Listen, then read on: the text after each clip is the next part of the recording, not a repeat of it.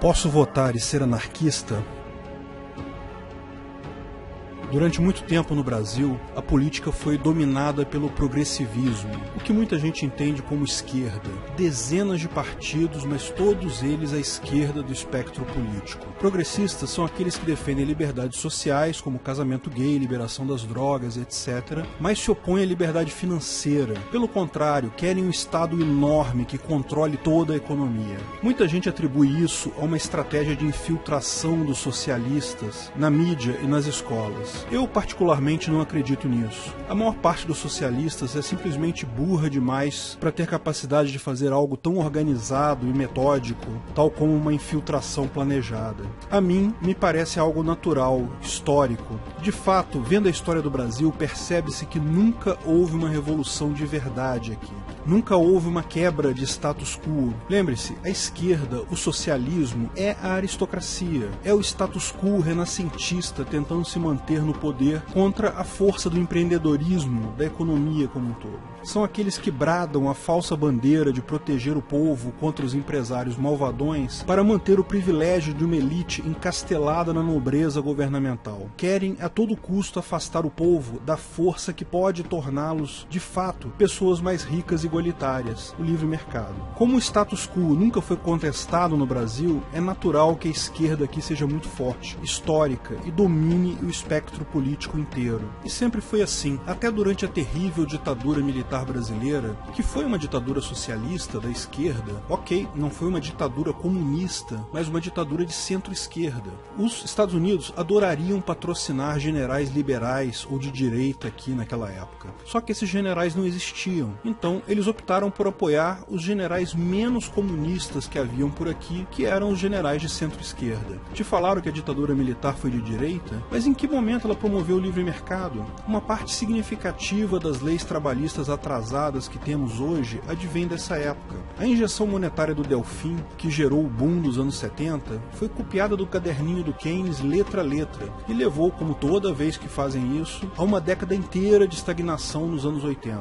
Isso só começou a mudar quando, finalmente, um grupo socialista mais radical ganhou a presidência da República. Como é notoriamente reconhecido, a melhor maneira de refutar um esquerdista é colocá-lo no poder, porque daí ele não tem mais como bradar indefinidamente a falsa bandeira de que protege o povo dos empresários. Ele é o status quo, a aristocracia. É o que pior existe em organização social. Lógico, mais uma vez usaram o fantasma do Keynes para injetar dinheiro e causar mais um boom econômico.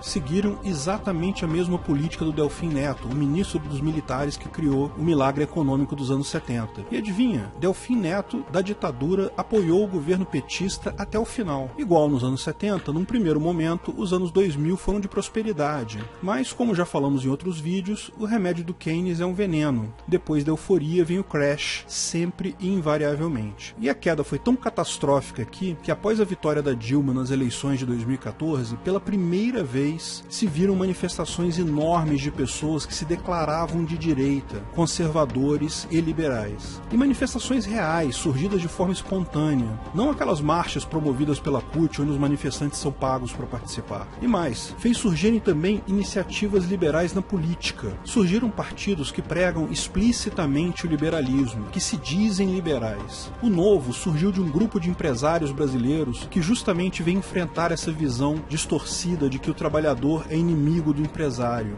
Possui uma pauta liberal forte na economia, embora não enfrente diretamente as questões de liberdade social. Lançou uma candidata a prefeito aqui no Rio, que teve uma boa exposição nas redes sociais, mas não conseguiu participar dos debates por pressão da elite de esquerda que domina a Rede Globo. Alexandre Molon, um outro candidato nessa eleição, tinha menos intenções de voto do que ela, mas foi convidado pela Globo, simplesmente porque era de esquerda. O partido ainda é pequeno, mas conseguiu fazer 4 vereadores em sua primeira eleição. Teve uma votação impressionante realmente, principalmente se considerarmos que não fez coligação. Na próxima eleição, ao que tudo indica, coligações não serão permitidas para cargos proporcionais. Então, a tendência é que o Novo consiga ainda mais vagas. Dentro do PSL, um partido já bem estabelecido, surgiu uma corrente liberal forte, o Livres, cujo objetivo é crescer dentro do partido, tornando um partido efetivamente liberal. Embora tenha uma pauta muito mais liberal, até do que o Novo, tanto na economia quanto nos aspectos sociais, ainda é um tanto limitada nesse último ponto. O PSL tem a vantagem de já ter uma estrutura partidária grande e bem estabelecida. Por outro lado, ainda tem que lidar com o fato de não ser a única corrente dentro do partido. Ainda há socialistas lá. Mas ambos têm se destacado nas eleições e em palestras que ajudam a fazer mais gente enxergar o liberalismo. Não se deve subestimar a importância de temas como o tamanho de Estado serem discutidos em partidos formais. Partidos, principalmente quando têm boas votações, podem chamar a atenção para o tema em círculos que páginas e discussões na internet são incapazes de levar. Para um povo que nunca sequer discutiu esses assuntos, trata-se realmente de uma evolução cultural significativa.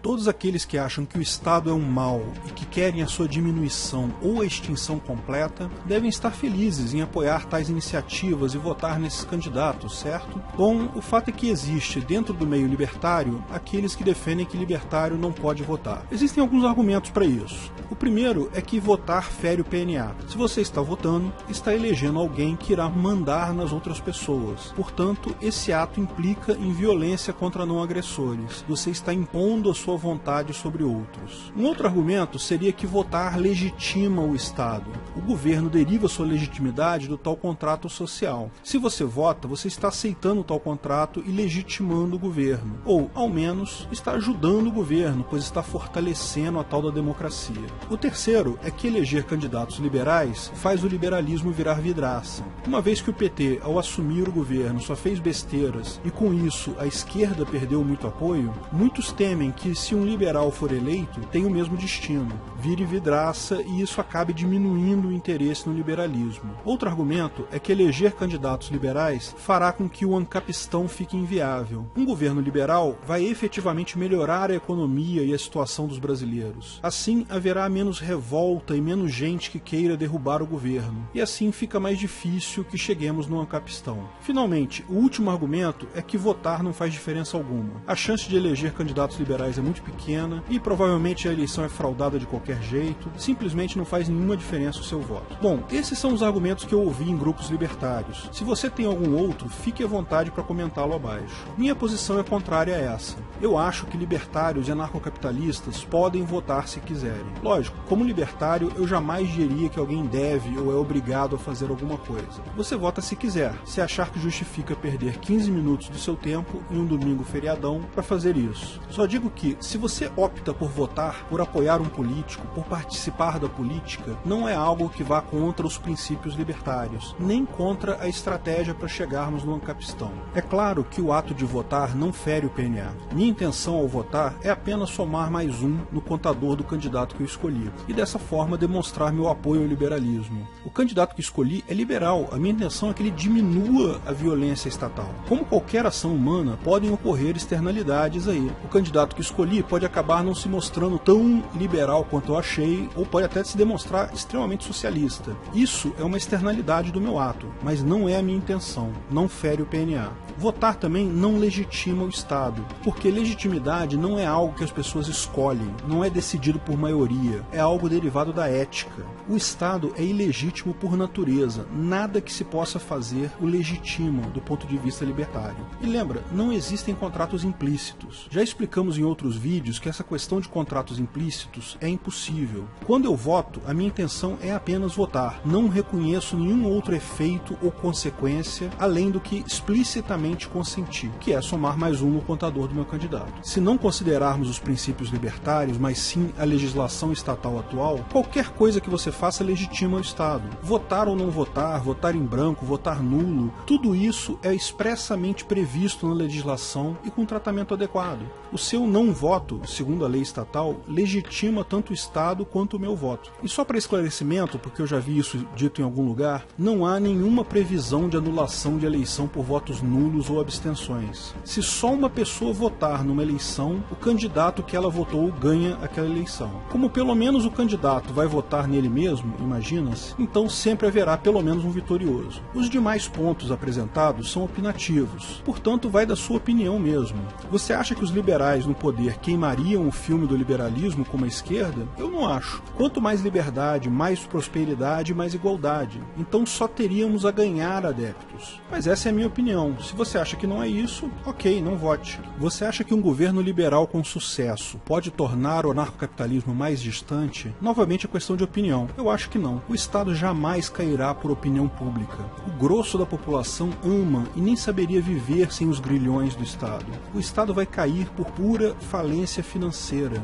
E isso vai ocorrer independente se as pessoas estão satisfeitas com o governo atual ou não. Se você acha que sim, que um Estado liberal torna o capistão mais distante, então ok, não vote. Agora, votar faz pouca diferença mesmo. É só um voto. Só faz mais diferença do que não votar. Se você acha que pode usar melhor 15 minutos do seu domingo em outra coisa, de novo, é uma questão de opinião. Eu, por mim, voto sempre. Quando me sinto confortável, apoio explicitamente políticos. Sou filiado ao Novo e gosto muito da visão do Livres no PSL. Mas essa é a minha opinião pessoal. A sua pode ser diferente. Isso não muda o fato de eu ser anarcocapitalista e totalmente contra o Estado. Eu, particularmente, não acredito em fraudes centralizadas na eleição. Podem haver fraudes pontuais, mesários que votam no lugar de eleitores, voto de carreira, mas o sistema de votação brasileiro, no aspecto de segurança, tem duas vantagens que poucos lembram. O primeiro é que as urnas são totalmente offline. Então um hacker, para conseguir entrar em uma urna, só com acesso físico à mesma,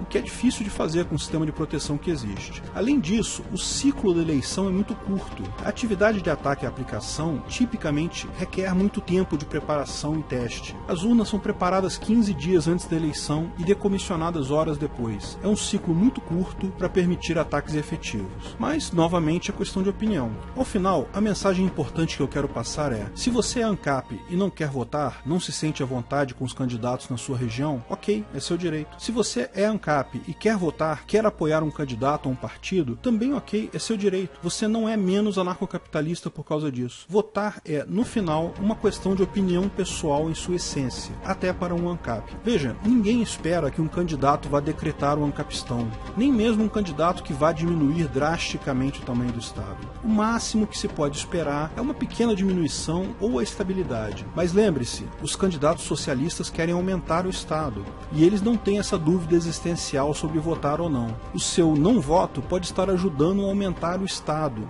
e isso é sempre ruim. Sempre podem haver novas leis que vão infernizar a vida do mais frugal agorista. Nossa liberdade de expressão esteve por um fio, ou você não se lembra do controle democrático da mídia? Felizmente conseguimos impedir isso com o apoio do MBL e outros movimentos, porque a Dilma estava fraca. Mas se as circunstâncias fossem diferentes, poderíamos estar atrás de um firewall estatal agora, e você poderia não ter condições de ver esse vídeo. O ancapistão vem aí. Certamente não vai ser trazido numa eleição. Vai ser gestado na economia. Vai nascer quando o mercado tornar o governo inviável economicamente. Quando o governo falir completamente. Mas enquanto isso não ocorre, ainda vamos estar por aqui e o governo também. Melhor se conseguirmos colocar pessoas o menos socialistas possíveis lá. A decisão, amigo anarcocapitalista, é sua.